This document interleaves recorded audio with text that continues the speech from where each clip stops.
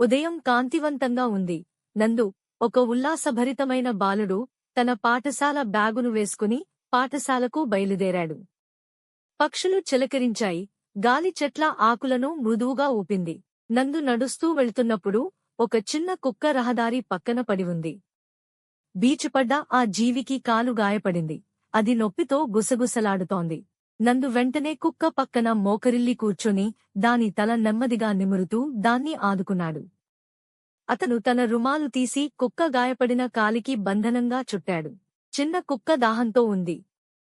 నందు వెంటనే తన నీళ్ల బాటిల్ తీసి చేతిలో పోసి కుక్కను తాగింపజేశాడు. కుక్క ధన్యవాదంగా నీళ్లను మింగింది. నందు ఆ కుక్కను అక్కడ వదిలేయలేకపోయాడు. దాన్ని నెమ్మదిగా ఎత్తుకుని ఇంటికి తీసుకెళ్లాడు. ఇంట్లో నందు కుక్కకు మృదువైన మంచం సిద్ధం చేసి ఆహారం పెట్టాడు. కొంతకాలంలో కుక్క కోలుకుంది. అత్యంత నమ్మకమైన స్నేహితుడిగా మారింది. వారు ప్రతిరోజూ కలసి ఆడుకున్నారు. ఒకరి నుంచి ఒకరు దూరం కాలేదు.